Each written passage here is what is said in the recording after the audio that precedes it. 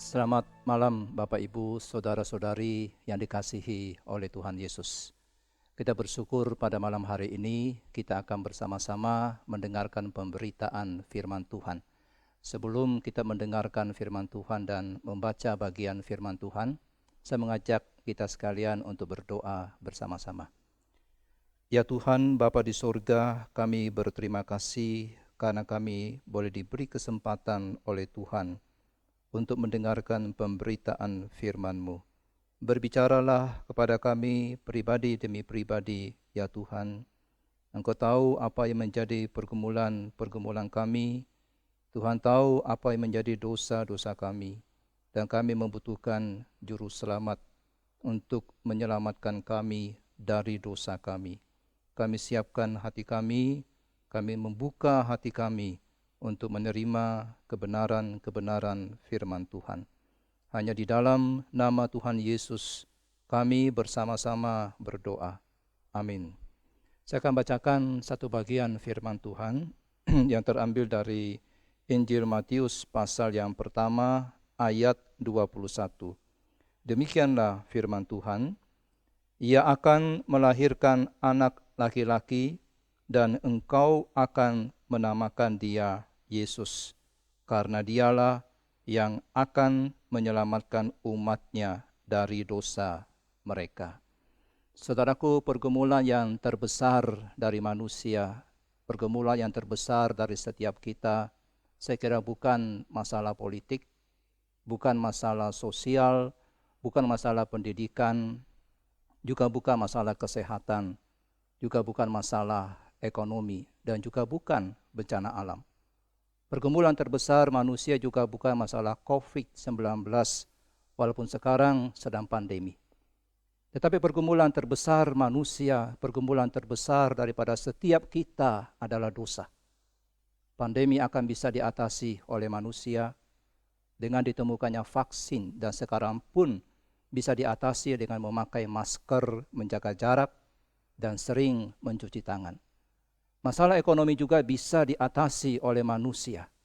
Dengan bekerja keras dan berdoa, kemiskinan bisa disingkirkan.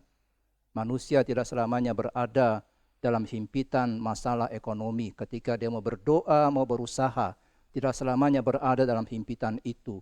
Dan kita tidak selamanya juga berada dalam himpitan masalah kesehatan. Dan tidak selamanya kita berada dalam himpitan bencana alam. Tetapi saudara, masalah dosa itu selalu menjadi masalah dan tidak pernah selesai sampai kita mati. Konsekuensinya juga bukan hanya di dunia ini, tetapi akan dibawa mati. Jikalau pergumulan terbesar manusia adalah masalah kesehatan, maka kalimat dalam Matius 1 ayat 21 yang tadi saya bacakan akan diganti seperti ini, karena dialah yang akan menyelamatkan umatnya dari masalah ekonomi mereka. Kalau masalah kita masalah ekonomi.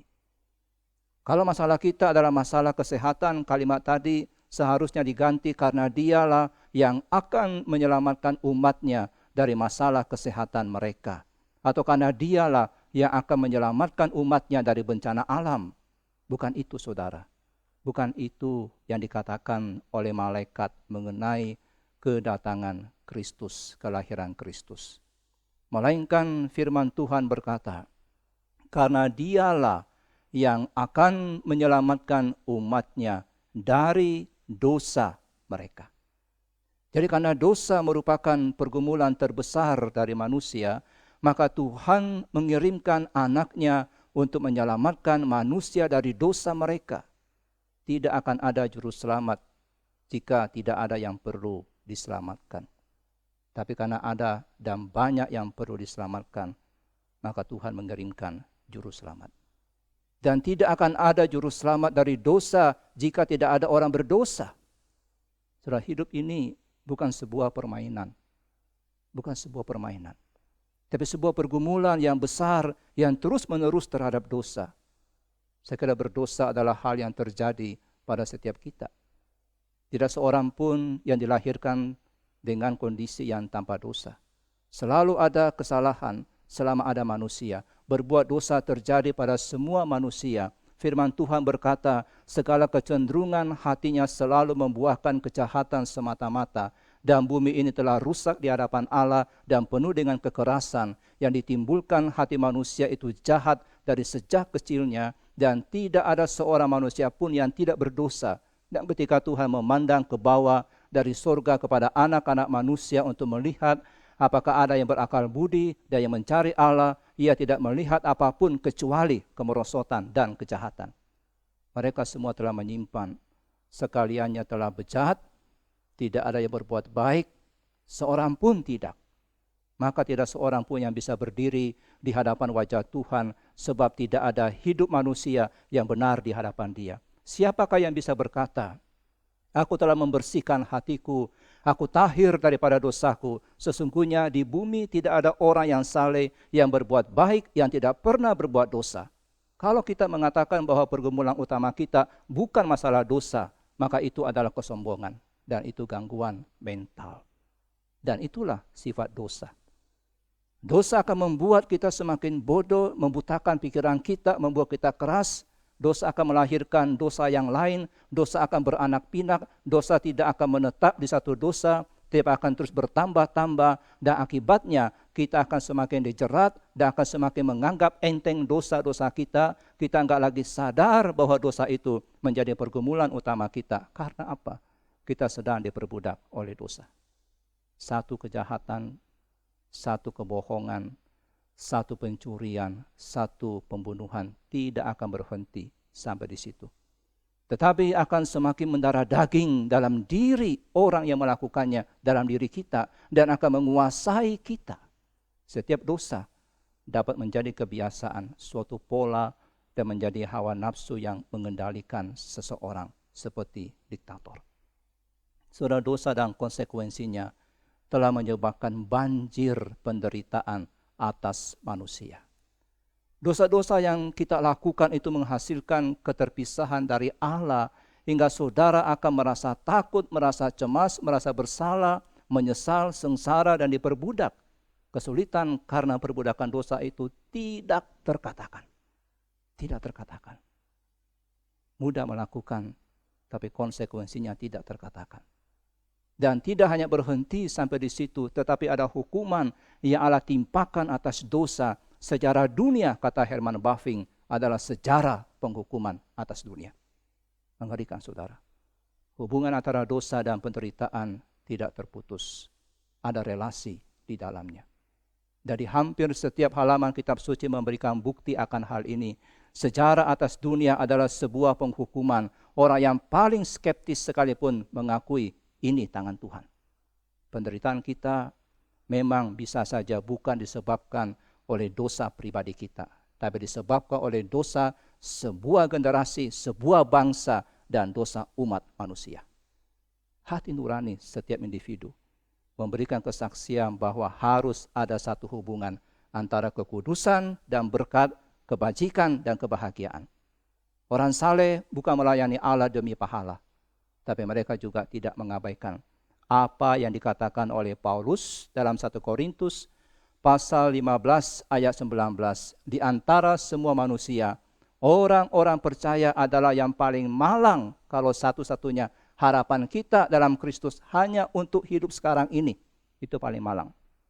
Pengharapan kita bukan hanya sekarang ini, tapi di hari depan. Ada hadiah, ada mahkota di hari depan. Semua penderita manusia di bumi seperti kematian yang mendadak, yang menggenaskan, kelaparan, sampar, perang, kekalahan, kehilangan, yang menyakitkan, hilangnya hal-hal yang baik, kemiskinan, kegagalan panen, kematian ternak, dan sebagainya, semua berakar di dalam dosa. Memang hal tersebut sekali lagi tidak selalu dalam dosa-dosa pribadi, tapi tetap dalam dosa secara umum. Tanpa dosa tidak akan ada penderitaan. Tidak ada manusia fana yang tidak terjamah oleh hal buruk. Tidak seorang pun yang lolos dari hal buruk. Manusia hanya sementara seperti bayang-bayang, sia-sia seperti mimpi. Sampai seorang filsuf mengatakan hal terbaik bukan dilahirkan. Tetapi jika seseorang telah dilahirkan, hal terbaik adalah mati semudah mungkin. Sokrates berkata kematian mungkin adalah kebaikan yang terbesar. Kematian mendadak adalah nasib terbaik, kata Pliny. Hidup yang singkat adalah keuntungan terbesar. Keinginan untuk mati adalah harapan terdalam. Karena mereka tahu semua, hidup ini adalah penderitaan. Kemurungan jiwa itu tersebar atas seluruh manusia. Dari orang yang status sosial rendah sampai status sosial tinggi. Kemurungan itu tersebar. Sukacita, duka cita selalu ada dalam hidup manusia. Itu dampak dari kejatuhan. Selalu ada duka cita. Kehidupan adalah penderitaan. Kehidupan itu berayun bolak-balik antara duka cita, kebosanan, sukacita, tangisan. Dunia dengan rumah sakitnya, termasuk karantinanya, dengan COVID-nya, dengan siksaannya, dengan operasinya, dengan penjaranya, dengan ruang-ruang penyiksaan, dengan pasar-pasar budak, dengan medan pertempuran, dengan pengadilan, tempat-tempat kumuh, lain sebagainya. Itu merupakan saksi akibat dosa dalam dunia ini. Sejarah manusia penuh dengan dosa dan kesengsaraan, kesakitan dan kematian selalu ada. Dan manusia harus bertahan hidup, bahkan diadu dan saling menginginkan kematian dan menginginkan kekalahan lawan. Dosa memiliki berbagai macam konsekuensi yang menakutkan. Bukan hanya secara mental, seperti kita mengalami rasa takut, kita menyesal, kita malu, ada aib, ada penyesalan dan lain sebagainya. Tapi juga secara material seperti penyakit, penderitaan, kesakitan, kemiskinan, kemerosotan dan sebagainya. Hal ini berlaku bukan hanya dalam kasus dosa-dosa kedagingan, seperti berkanjang dalam dosa seksual, mabuk, hawa nafsu dan sebagainya, tapi juga dalam kasus dosa-dosa yang memiliki karakter yang lebih spiritual, seperti penyembahan berhala, tahyul, ketidakpercayaan, penipuan, ketamakan, tinggi hati, kecongkakan, kebencian, iri hati, mudah marah dan lain sebagainya. Kesengsaraan dalam jiwa dan fisik itu, baik dalam pribadi, keluarga, generasi dan bangsa, di masyarakat, semua bersumber dari dosa. Hilangkan dosa, kata seorang penulis, maka tidak akan ada penderitaan yang tersisa. Ada koneksi antara dosa dan penderitaan. Sudah bukan hanya penderitaan, tapi dosa mengakibatkan kematian. Dosa secara bertahap memperlemah fisik manusia. Kematian, maut adalah upah dosa. Ada ikatan antara dosa dan kematian. Ketakutan akan kematian menghinggapi semua manusia. Pada dasarnya kita tidak percaya, kita harus mati. Kematian memainkan peran yang sedemikian besar dalam hidup manusia. Kematian itu menjadi musuh yang terakhir dan terbesar dari manusia. Dan manusia selalu ingin melarikan diri dari kematian sedapat mungkin, tapi enggak bisa. Karena dosa. Akibat dosa, upah dosa ialah maut. Ini adalah hukum yang keras, tapi itulah hukum saudara. Dan ini diakibatkan oleh karena dosa.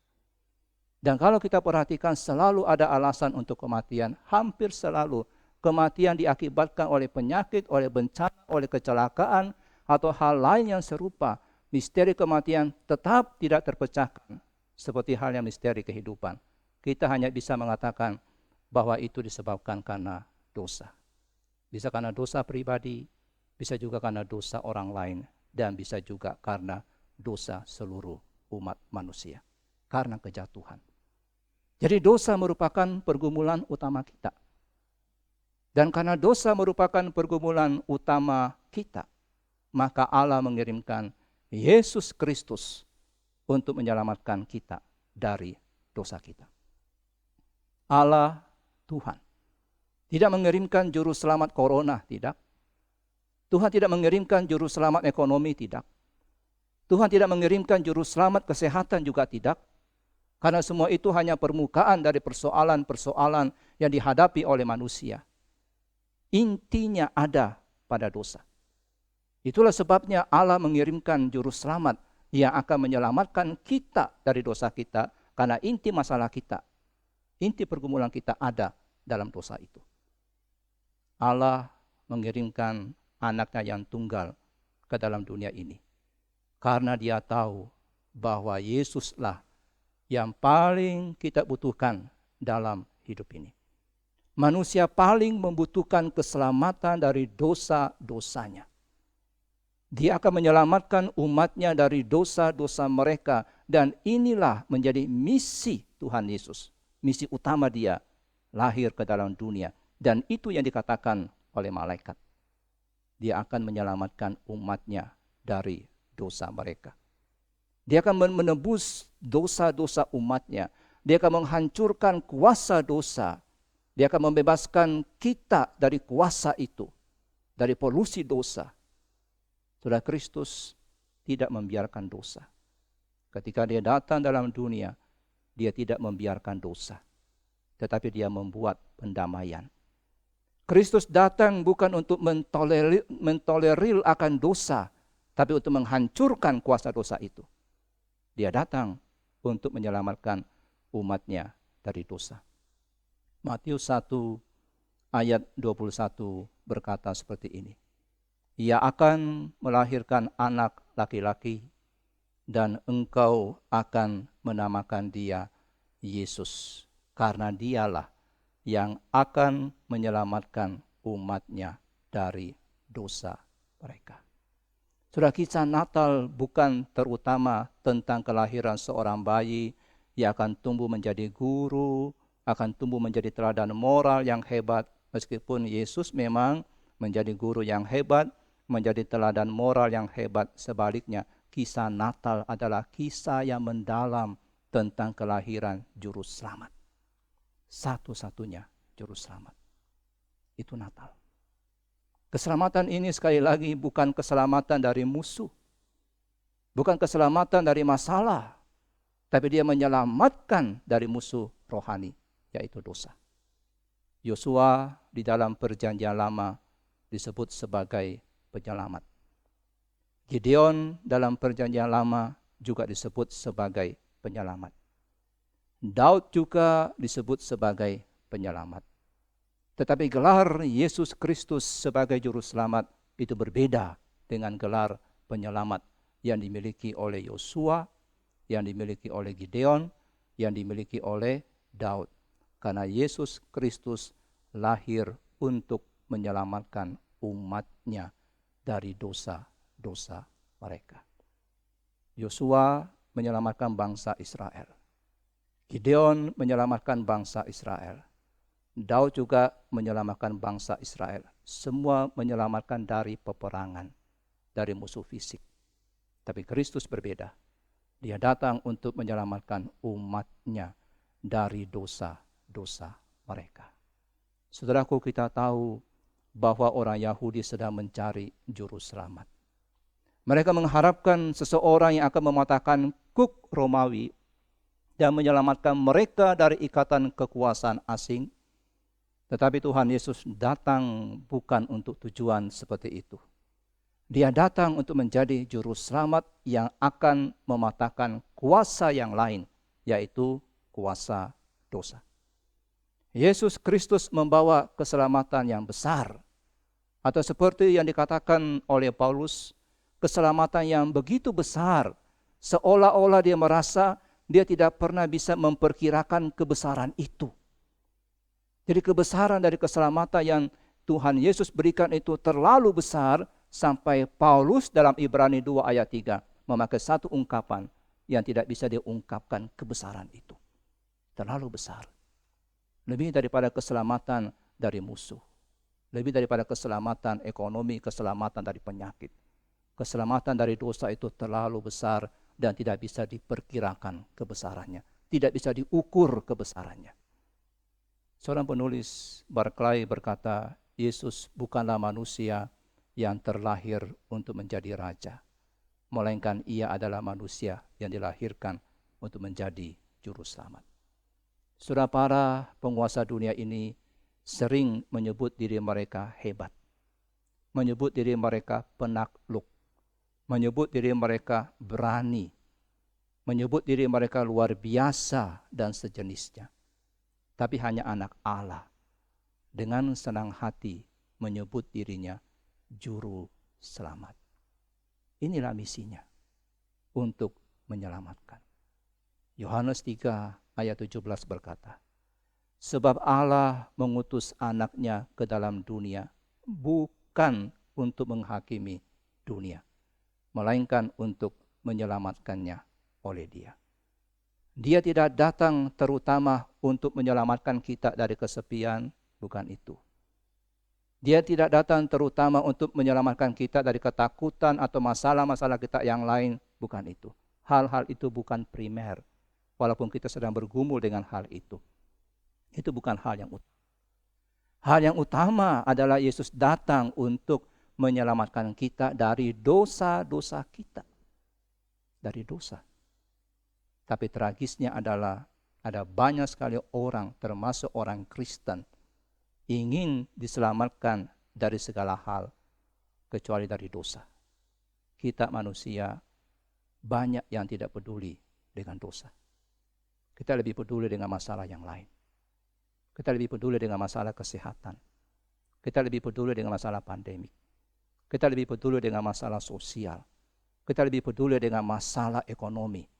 Tapi kita enggak peduli dengan masalah dosa. Sekalipun berdosa, yang penting yang tadi tidak bermasalah, kita enggak peduli. Hal yang lebih parah lagi adalah kita ingin diselamatkan dari hukuman dosa, tapi tidak mau diselamatkan dari dosa kita. Ini banyak dialami, banyak dipikirkan oleh orang Kristen. Kita ingin diselamatkan dari hukuman dosa, tapi kita tidak mau diselamatkan dari dosa kita. C.S. Lewis mengatakan, Yesus Kristus datang bukan hanya untuk menambal gigi kita, bukan untuk membersihkan pohon dengan potongan daun, daunnya dipotong, dibersihin, bukan untuk memperbaiki kehidupan kita yang lama, yang dulu, tapi dia datang untuk mencabut seluruh gigi kita. Itu gambaran C.S. Lewis. Mencabut seluruh gigi kita. Dia datang untuk mencabut pohon itu sampai ke akar-akarnya. Dia datang untuk menghabisi, kalau bisa diistilahkan, membunuh hidup kita yang lama. Dihabisi hidup yang lama. Tapi kemudian dia memberikan hidup yang baru. Itu Kristus. Dia datang untuk menyelamatkan kita dari dosa kita. Bahkan sampai ke akar-akarnya. Bukan permukaannya saja. Sampai ke akarnya. Dia datang bukan hanya menyelamatkan kita dari hukuman dosa, tapi menyelamatkan kita dari dosa-dosa kita sampai akar-akarnya, saudara. Ada banyak sekali orang Kristen yang hanya mau diselamatkan dari hukuman dosa. Saya mau masuk surga nanti. Saya enggak mau terima konsekuensi dosa saya. Saya mau diselamatkan dari hukuman dosa. Tapi mereka, banyak orang Kristen, tidak mau diselamatkan dari dosa-dosanya. Ada banyak sekali orang yang tidak mau diselamatkan dari dosanya, hanya mau diselamatkan dari hukumannya saja. Hingga mereka masih berkanjang dalam dosa-dosa itu. Padahal kata menyelamatkan ini dalam Matius yang tadi kita baca itu memiliki arti menebus dari dosa, mengampuni dosa, membebaskan dari dosa. Membebaskan dari perhambaan dosa.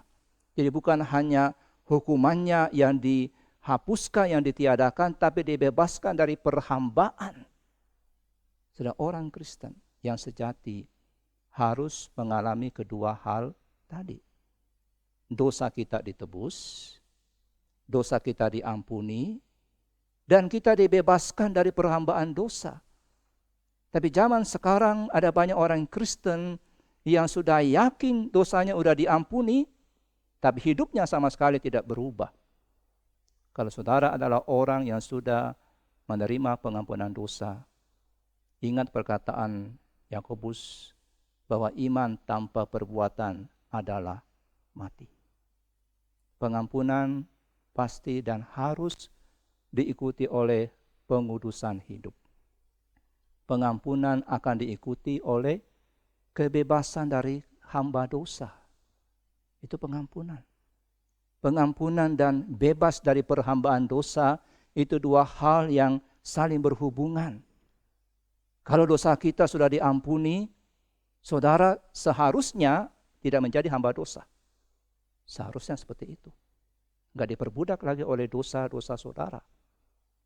Seorang penulis J.C. Riley mengatakan dalam bukunya yang berjudul Kekudusan, dia mengatakan orang Kristen yang tidak ditemukan apapun dalam dirinya selain keduniawian dan dosa, maka orang Kristen itu monster, sejenis monster. John Owen, seorang Puritan Inggris, mengatakan tentang pembenaran dan pengudusan. Dia berkata, kita tahu bahwa pembenaran adalah pernyataan Tuhan, kita dibenarkan. Itu pembenaran. Dan John Owen berkata, saya khawatir kalau sampai saya lupa bahwa Tuhan telah menikahkan pembenaran dan pengudusan. Pembenaran dan pengudusan itu berbeda, tapi keduanya harus ada pada diri orang yang sudah diselamatkan. Kalau yang satu tidak ada, yang lain juga tidak ada. Kalau pembenaran tidak ada, pengudusan juga tidak ada. Dan kalau pengudusan tidak ada, berarti pembenaran tidak ada dalam diri orang tersebut. Semua orang yang dibenarkan pasti akan disucikan, akan dikuduskan. Dan semua orang yang disucikan pasti telah dibenarkan. Yang tidak, berarti tidak mengalami itu. Apa yang Tuhan telah gabungkan dua hal ini, pembenaran dan pengudusan, jangan dipisahkan. Ada banyak orang memisahkan itu. Saya dibenarkan, tapi hidupnya tidak benar. Tidak ada pengudusan. Allah telah mengawinkan pembenaran dan pengudusan. Kita dikatakan benar oleh Allah, dinyatakan benar oleh Allah, harus ada bukti kita hidup di dalam satu proses pengudusan. Dan tidak perlu diragukan, pembenaran dan pengudusan memang adalah dua hal yang berbeda. Tapi yang satu tidak ada tanpa yang lain. Semua orang yang dibenarkan pasti akan dikuduskan. Dan semua orang yang dikuduskan itu juga dibenarkan. Apa yang dipersatukan Allah, jangan ada berani yang memisahkan itu. Kalau saudara sudah dibenarkan oleh Allah dan sudah dikuduskan oleh Allah, maka saudara dan dosa harus selalu bertengkar. Tidak boleh berteman. Orang yang selalu bertengkar dengan dosa, maka orang itu bersahabat dengan Tuhan. Orang Kristen kita harus selalu bertengkar dengan dosa kalau saudara mau berteman dengan Allah. Tanda bahwa kita sudah diselamatkan adalah sederhana. Kita sudah diselamatkan dari dosa-dosa kita sekarang ini, kita tidak lagi diperbudak oleh dosa itu. Sederhana. Setiap orang Kristen harus bisa menuliskan daftar dosa yang sudah dia tinggalkan. Harus bisa tuliskan itu. Bagaimana mungkin saudara bisa berani mengatakan saya sudah diselamatkan sedangkan saudara belum diselamatkan dari satu dosa pun? Jika saya orang yang sama persis dengan sebelum bertobat, maka bagaimana saudara bisa berani mengatakan saya sudah diselamatkan? 1 Yohanes 3 ayat 9. Orang yang sudah menjadi anak Allah tidak terus-menerus berbuat dosa, sebab sifat Allah sendiri ada padanya. Dan karena Allah itu Bapanya, maka ia tidak dapat terus-menerus berbuat dosa. Orang yang sudah diselamatkan dari dosa tidak lagi diperbudak oleh dosa-dosa tertentu. Saudaraku yang dikasihi oleh Tuhan Yesus, saya ingin bertanya, dosa apa yang telah Tuhan Yesus lepaskan dari saudara sejak Natal tahun lalu 2019? Dosa apa yang sudah dilepaskan oleh Tuhan Yesus? Ingat-ingat. Kalau jawabannya tidak ada. Jika dosa yang sama tahun lalu masih tetap memperbudak saudara pada hari ini, maka hak apa yang kita miliki untuk merayakan Natal tahun ini? Natal itu apa? Natal adalah berita bahwa Yesus datang dalam dunia untuk menyelamatkan umatnya dari dosa. Itu yang dikatakan dalam Matius 1 ayat 21. Dia datang untuk apa? Dia datang untuk menyelamatkan umatnya dari dosa mereka. Itu Natal. Menyelamatkan umatnya dari dosa mereka. Apa saudara sudah diselamatkan dari dosa saudara? Sudah kebanyakan dari kita bersalah karena apa? Kita mengabaikan akan hal ini. Kita ingin diselamatkan dari hukuman dosa, tetapi kita tidak ingin diselamatkan dari dosa kita. Tetapi jika kita ingin menganggap serius arti kelahiran Kristus dan merayakan Natal pada malam ini, kita merayakan candlelight service pada malam ini, kita harus ambil pena dan kertas dan membuat daftar dosa yang darinya kita ingin diselamatkan. Tuhan, saya ingin diselamatkan dari dosa kebohongan. Saya ingin diselamatkan dari dosa perzinahan seksual. Saya ingin diselamatkan dari dosa kebencian. Tuliskan itu di atas kertas. Minta Tuhan selamatkan saudara dari dosa. Dosa khusus apa yang sedang saudara hadapi dalam hidup saudara, sehingga kita ingin Yesus menyelamatkan kita? Kerakusankah? Nafsukah? Iri hatikah? Materialismekah? Kebohongankah? Kebenciankah? Apapun itu saudara, tuliskan dan berkata, Tuhan, maukah Engkau menyelamatkan aku dari yang ini, dari yang itu Tuhan? Karena untuk itulah Yesus datang. Firman Tuhan jelas sekali mengatakan, Dialah yang akan menyelamatkan umatnya dari dosa mereka. Saudara, inilah Injil Natal. Kristus menyelamatkan saudara dari dosamu. Jika tidak ada yang diselamatkan dari dosa, maka saudara tidak memiliki Natal. Tidak ada. Itu hanya pohon Natal. Natal hanya sekedar pohon Natal. Kalau tidak ada keselamatan, kelepasan dari dosa. Natal hanya sekedar lagu Natal dan itu akan lewat. Natal hanya sekedar sesuatu yang tidak ada makna. Kalau tidak ada dosa yang ditinggalkan. Mesti ada dosa yang ditinggalkan pada malam ini. Jangan tinggalkan ibadah pada malam hari ini secara online tanpa ada dosa yang saudara komitmen untuk tinggalkan pada malam ini. Saudaraku, hubungan pertama kita dengan Kristus terjadi bukan karena kebaikan kita, tapi karena kejahatan dan dosa kita. Tapi setelah itu ada pengudusan. Martin Luther berkata, Yesus Kristus tidak pernah menyerahkan dirinya karena kita benar, tidak. Tetapi dia memberikan dirinya untuk dosa-dosa kita karena kita berdosa. Dosa adalah kejahatan yang mengerikan, saudara. Racun yang mematikan.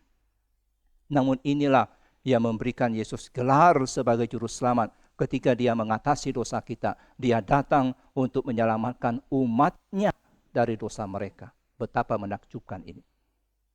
Jadi hubungan pertama kali antara jiwa saya dan Kristus, jiwa saudara dan Kristus, bukan oleh karena kebaikan saudara. Saudara yang pada hari ini belum percaya kepada Kristus, tapi bergumul dengan dosa, saya katakan hubungan saudara dengan Kristus bukan oleh karena kebaikan saudara, tapi karena kejahatan saudara. Bukan oleh karena pahala saudara, tapi kesengsaraan saudara.